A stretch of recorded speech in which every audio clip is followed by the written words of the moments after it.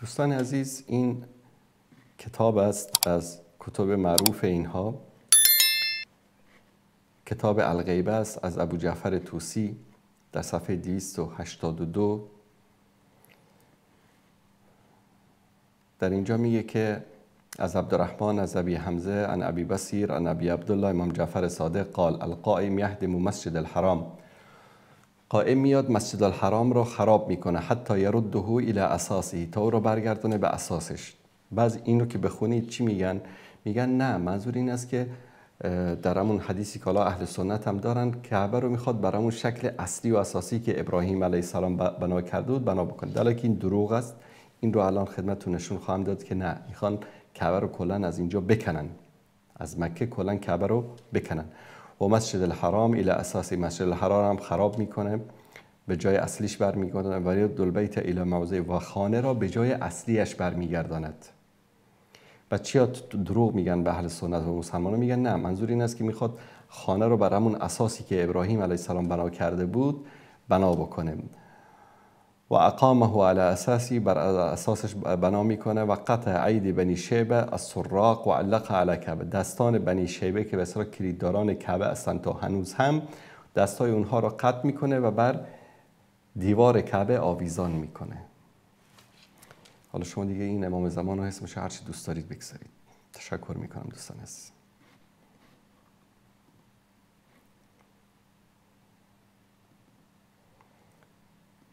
این روایت دیگری رو که خدمتتون نشون میدم از کتاب بهارالانوار است. دوستان اگر نشون بدن، این بهارالانوارشون هست در مورد باب 28 در مورد علاماتی که در وقت ظهور امام زمان صورت میگیره.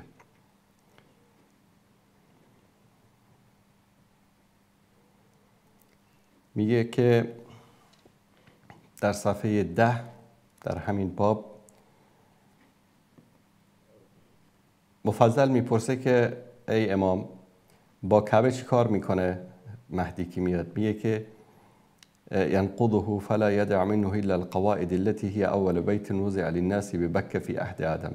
چنان خراب میکنه که فقط همون اساسی که در زمان حضرت آدم بوده همون رو میگذاره. بعد در کمی پایینتر در پاراگراف بعدی میگه یا سیدی فاین تکون دار المهدی، خانه مهدی کجاست، مقرش، پایگاهش کجاست؟ و مجتمع المؤمنین، اون جایی که به اصطلاح مؤمنین در اونجا جمع میشن. قال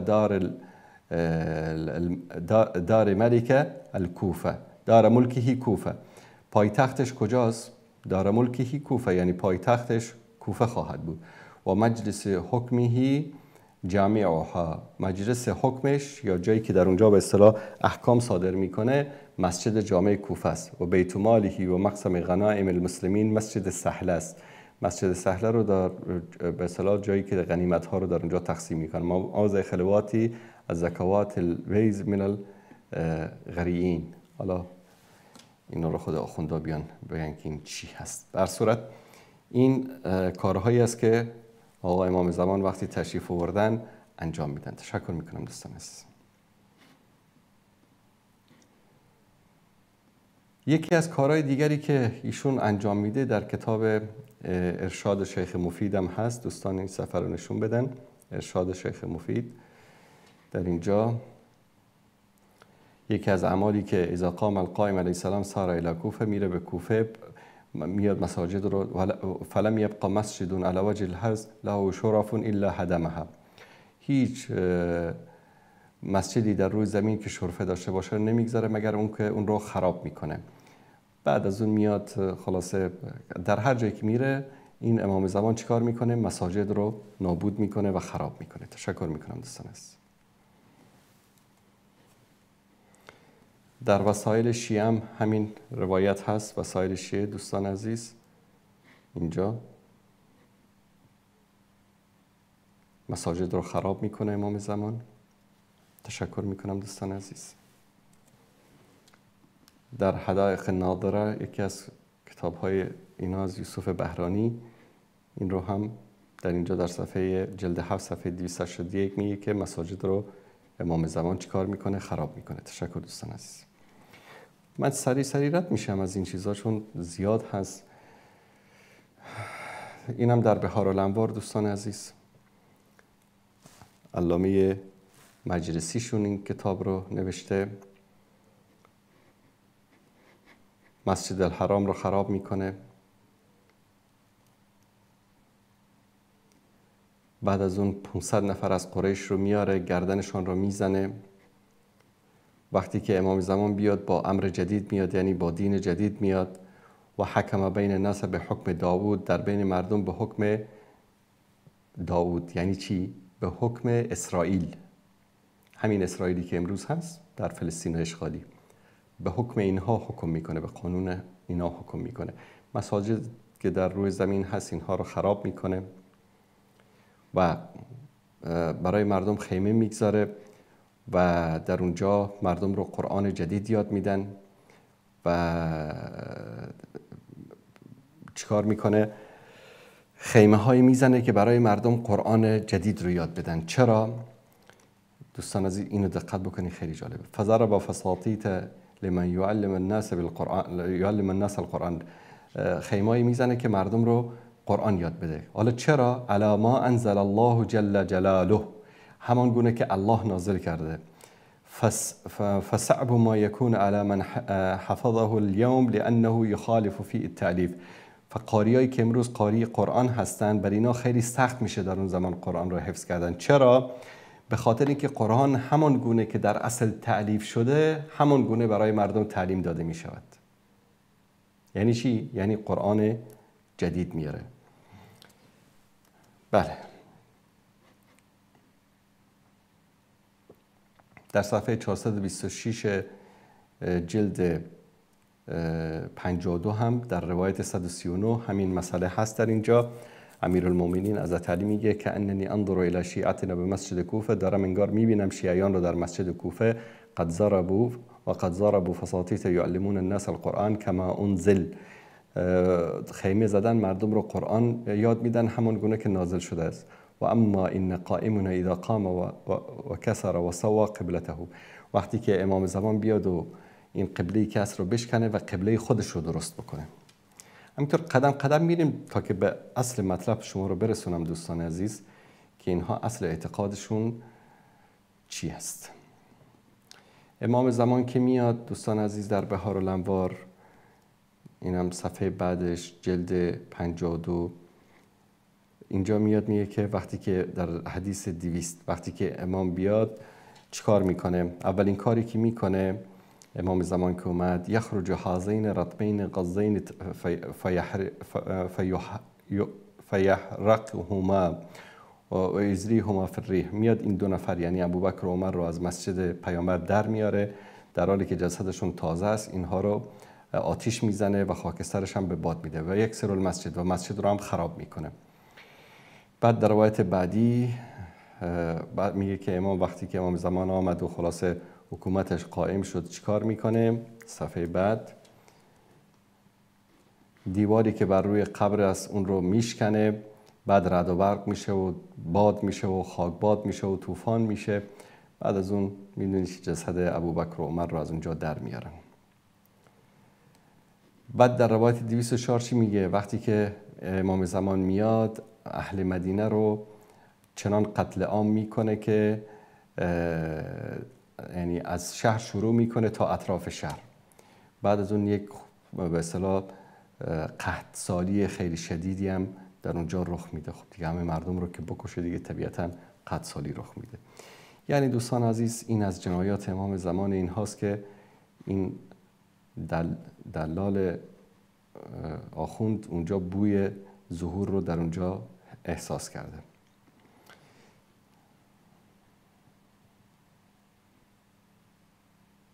بعد میاد چیکار میکنه؟ یک مسجدی در کوفه درست میکنه، در کتاب الارشادشون از شیخ مفید و در کتاب‌های دیگری هم هست این مطلب.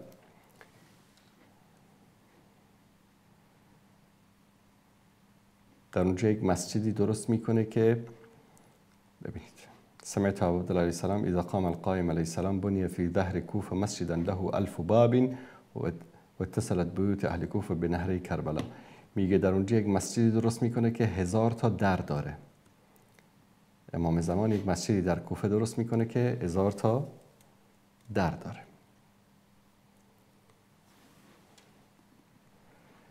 این روایت دیگری که در کتاب الوافی است از فیض کاشانی، این خیلی جالب است، دوستان دقت بکنن. کتاب وافی جزء 8، چاپ خود ایران هم هست. در روایت 14502 روایت طولانی است، از امیرالمومنین روایت میکنه. بعد از اون میگه که ولا تذهب الایام واللیالی، شب و روز نمیگذره تا اینکه ینصب الحجر الاسود فیه. در کوفه میاد چیکار میکنه؟ در کوفه یک مسجدی رو درست میکنه، مسجد کوفه رو. یا اهل کوفه لقد حباکم الله عز وجل، ای اهل کوفه. خطبه است که به حضرت علی نسبت میدن. خدا شما رو دوست داره و شما این مسجد شما مصلاکم بیت آدم، مصلای شما بیت آدم است، در حالی که همه مسلمان اعتقاد داریم که حضرت آدم و حوا در مکه با هم دیگه ملاقات کردن. و بیت نوح و بیت ادریس و مصلا ابراهیم الخلیل، مصلا ابراهیم خلیل که مسجد الحرام است، مسجد الحرام ایشون چیز کرده. و مصلا اخی خضر علیه السلام، خضر علیه السلام در اینجا نماز خونده. و این مسجدکم هذا احد الاربع مساجد التي اختار الله تعالی لاهلها، این مسجد شما که 4 مسجد خداوند رو انتخاب کرده. بعد میگه روزی میاد که حجر الاسود ینصب الحجر الاسود فیه، میگه که روزی میشه که حجر الاسود رو در مسجد کوفه نصب میکنن. ولا یاتین علیه زمان یکون مصلی المهدی، روزی میرسه که اینجا مسجد مهدی خواهد بود. من ولدی و مصلی کل مؤمن ولا یبقى علی الارض مؤمن الا کان به او حن قلبه الی، و در روی زمین مؤمنی نخواهد ماند مگر اینکه شوق زیارت مسجد کوفه را خواهد داشت. فلا تهجروه و تقربوا، این رو ترک نکنید و به این نزدیکی بکنید. صفحه بعد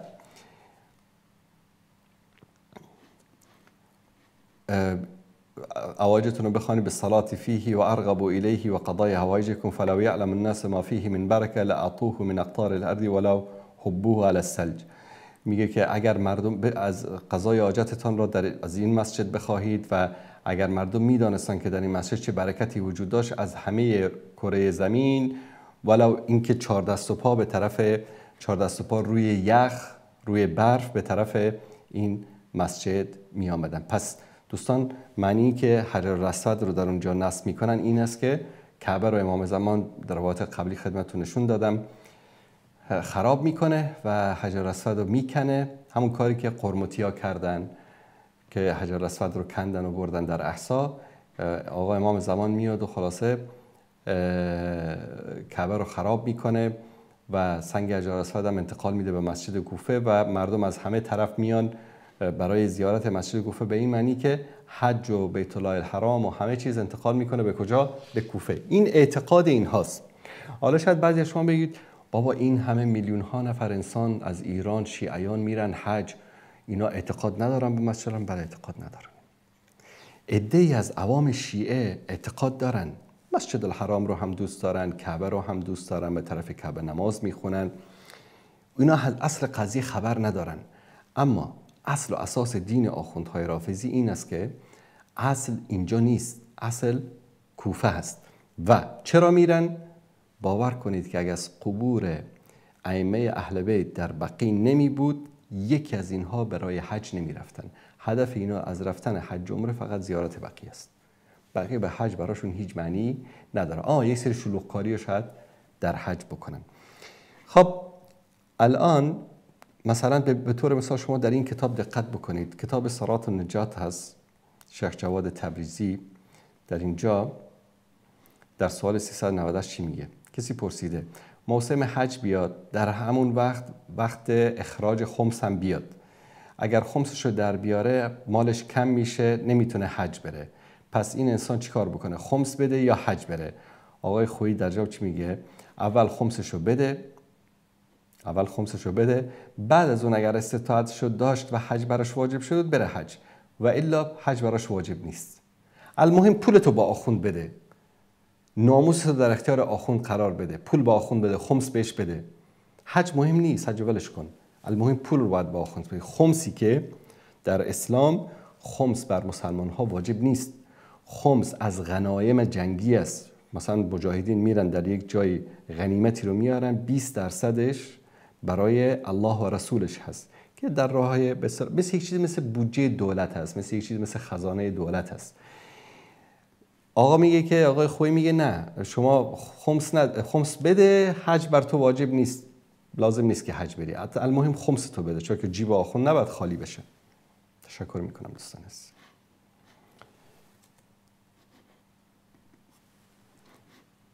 مثلا در این روایت ها خدمت شما نشون بدم، در کامل زیارات صفحه 450 میگه که در روایت 677 خلق الله تبارک و تعالی ارض کربلا قبل ان یخلق الكعبه ب24,000 عام. میگه خداوند کربلا رو قبل از اینکه کعبه رو خلق بکنه به 24,000 سال قبل آفرید. و قدسها و بارک علیها، این رو مقدس قرار داد، به اون برکت داد. فما زالت قبل خلق الله الخلق المقدسة المباركة ولا تزال كذلك حتى يجعل الله افضل ارض في الجنه. و این رو خداوند 24,000 سال پیش قبل از مکه خلق کرد. تشکر میکنم دوستان عزیز. کتاب بعدی در جلد 2 کتاب الانوار النعمانیه سید نعمت الله جزایری، در اینجا در صفحه 85 میگه که ان بقاء الارض تفاخرت ففخرت الكعبه على بقعه کربلا. میگه که کربلا، خلاصه کعبه افتخار کرد به عظمتش، به بزرگیش، به پاکیش، بیت الله هست. فاوحى الله عز وجل الیها ان اسکتی، خداوند وحی کرد به کعبه که خفه شو ای کعبه، لا تفخری علی کربلا، بر کربلا فخر نکن، فانها بقعه مبارکه، کربلا بقعه مبارکی است. در کتاب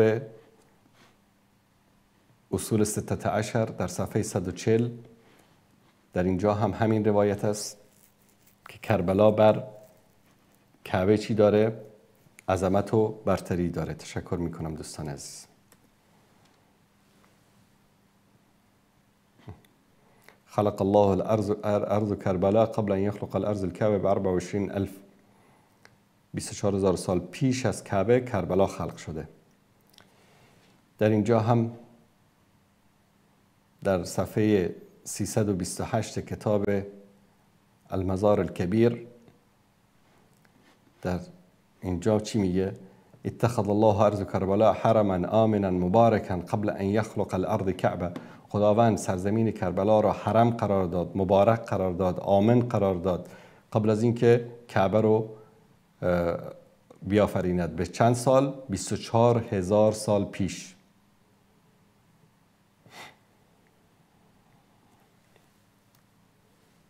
دوستان عزیز، هر چه بخواهید از کتاب ها اینا، از این خزعبلات شما میتونید پیدا بکنید.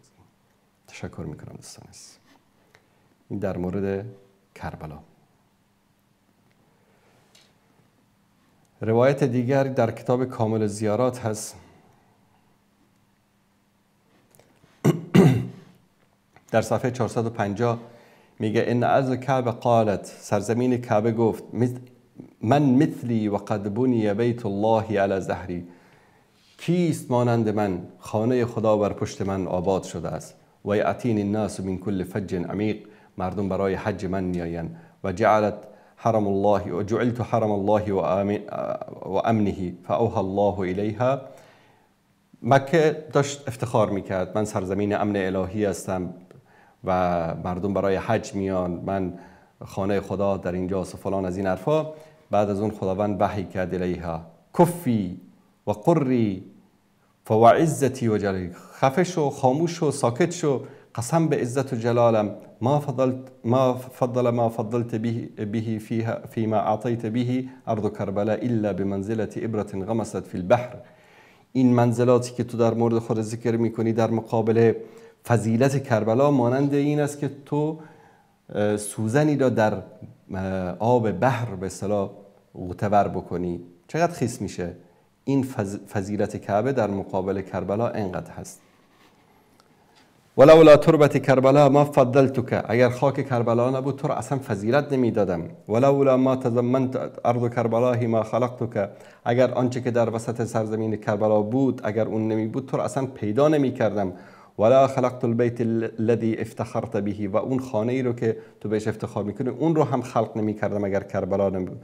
فقری و استقری و کونی دنیئا، ای خفه شو، ساکت شو کعبه، خار و ذلیل باش، متواضعا ذلیلا مهینا، خار باش، ذلیل باش، غیر مستنکف ولا مستکبر لارض کربلا، در مقابل سرزمین کربلا تو تکبر نکن. و الا سخطت بکی و حویت بکی فی نار جهنم، و الا تو را در زمین فرو میبرم و تو را ای کعبه در آتش جهنم می اندازم. این آخوند دلال دیوس از این جامعه رافضه‌گری به پا خواسته، از بین این کتاب‌های گندیده کثیف به پا خواسته که این گونه حرف‌ها رو میزنه در اونجا.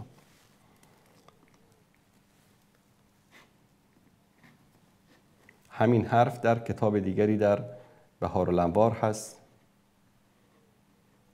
دقیقا همون حرفا، خفه شو ای کعبه، افتخار نکن بر کربلا که کربلا سرزمین مقدسی است الی آخری. در اونجا موسی بوده و عیسی بوده و در اونجا سر حسین است و در اونجا مریم غسل داده شده، در اونجا ولادت کرده، در اونجا پیامبر عروج کرده. ببینید و اینها خیر بقعه عرج رسول الله صلی الله علیه و سلم منها وقت غیبته، پیامبر از اونجا عروج کرده. ولیکن لشیعتنا فیها خیرة الی ظهور، به اصطلاح جای خیلی مبارکی زمان ظهور امام زمان خواهد بود در اونجا. تشکر میکنم دوستان. شما دوستان تصور بکنید این فکر